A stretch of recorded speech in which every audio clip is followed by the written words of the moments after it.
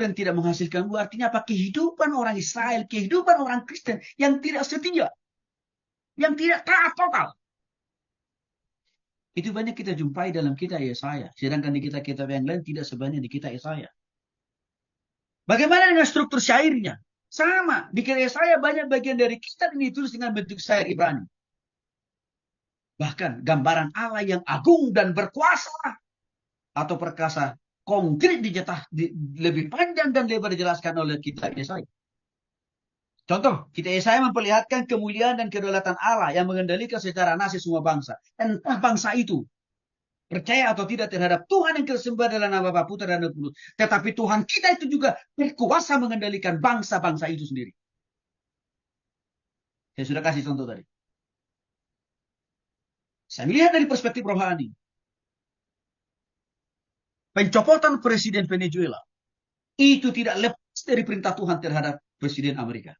Tidak lepas.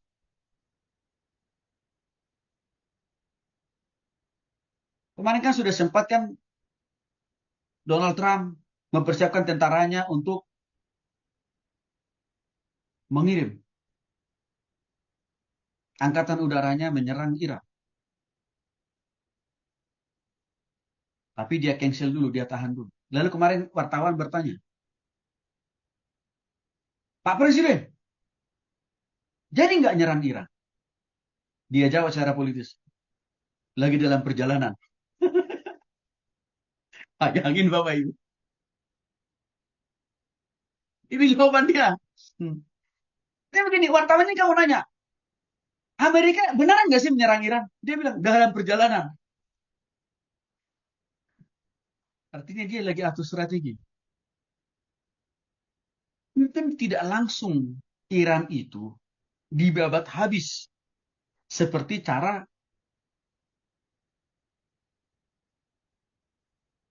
Israel menghabisi Palestina. Tapi saya yakin-yakinnya dia akan pakai cara cerdik. Contohnya apa? Dia ambil presiden Irannya. Seperti presiden Venezuela. Dia copot diam-diam. Saya yakin strategi itu sedang dipakai Donald Trump itu. Bapak Ibu dalam situasi seperti itu pun Tuhan bisa bekerja loh. Tuhan bisa bekerja. Karena melihat orang-orang Iran tidak lebih sejahtera dengan syariat Islamnya. Tidak lebih makmur, tidak lebih adil, tidak lebih bahagia. Maka saya bilang, ini hati-hati Presiden Republik kita. Kalau tidak bisa menjamin masyarakat Indonesia lebih sejahtera, lebih adil, baik dalam beragama, hati-hati loh. Tuhan bisa pakai bangsa lain kok menggantinya. Bentuk kekuasaan Tuhan unlimited. Jadi Tuhan bekerja dalam setiap sejarah kehidupan manusia pribadi, bahkan dalam sejarah kehidupan sebuah bangsa dan negara. Maka tidak ada ruang yang kosong bagi Tuhan. Tidak ada ketidakhadiran Tuhan dalam setiap detik, menit, jam, hari, minggu, bulan, tahun-tahun kehidupan kita. Nggak ada yang kosong. Maka tidak ada istilah kebetulan. Ini perlu saya jelaskan Bapak Ibu ya. Tidak ada istilah kebetulan dalam Alkitab. Semuanya ada dalam rencana Tuhan. Jadi kita harus menghindari istilah kata kebetulan. Yang ada semua dalam rencana Tuhan. Kemarin seorang pengusaha bersaksi begini. Pak Tony, saya bingung Pak. Kenapa? Saya bilang. Di akhir tahun yang lama, Desember ya. Dia ditabrak orang. Sampai dia terlempar jauh bersama dengan motornya. Lalu dia bilang, Pak Tony saya selalu berdoa loh Pak. Gitu, sebelum berangkat kemana-mana. Dan Pak Tony tahu, dia kebetulan pelayan Tuhan juga di gerejanya. Nah, pelayan Tuhan juga di pelayanan para pengusaha. Ya, jadi saya membina mereka tiap minggu. Kok masih bisa begitu ya Pak Tony? Ah, Bapak lupa. Roma 8 ayat 28. Oh iya Pak Tony saya lupa. Allah turut bekerja dalam segala sesuatu untuk mendatangkan kebaikan. Bapak bertanya pasti, di mana kebaikannya Pak Tony? Motor saya rusak, saya harus ke rumah sakit. Oke, tapi saya mau jelaskan, ada kebaikan Tuhan. Apa? Di mana? Bapak lupa. Kebaikan Tuhan itu apa? Tuhan masih pulihkan sembuhkan Bapak kan? Iya, tapi kan saya harus sakit dulu. Tapi akhirnya Tuhan sembuhkan kan? Iya sih. Satu. Yang kedua, Tuhan masih berangkatkan Bapak di tahun yang baru. Dengan kesehatan yang baru. Pengharapan yang baru. Paham? Puji Tuhan. Dalam segala sesuatu, Tuhan kita tidak pernah alpa. Pak Tony, berarti waktu kita berdosa gimana Pak?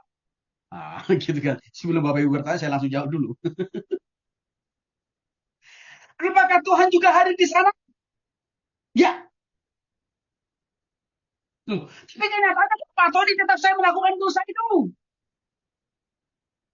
Seringkali kita sebelum dosa itu kita lakukan, di hati kita Roh Kudus sudah berbicara, jangan.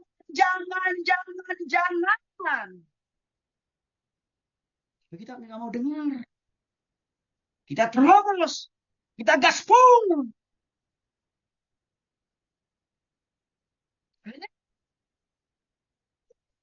Ini kesalahan kita sendiri. Padahal Tuhan sudah berikan warning atau pengingat di dalam hati kita. Terus nanti setelah kita jatuh dalam dosa, tenang enggak? Tenang enggak? Enggak kan? Namanya sukacita hilang dari hati kita. Bahkan kita merasa paling bejat di muka bumi. Artinya apa? Di situ pun Roh Kudus datang. Menyadarkan kita, kau tidak taat. Kau sudah berdosa. Lagi-lagi di sana Tuhan hadir. Menarik kita kembali. Mohon kembali kepada Tuhan. Itu contoh yang paling tragis Bapak Ibu. Dalam melakukan dosa sekalipun. Tuhan tidak pernah, waktu kita melakukan dosa. Tuhan tidak pernah apa. Kita aja yang sering amnesia. Terhadap suara Roh Kudus di hati kita. Pikun. Kita ini terhadap suara Tuhan.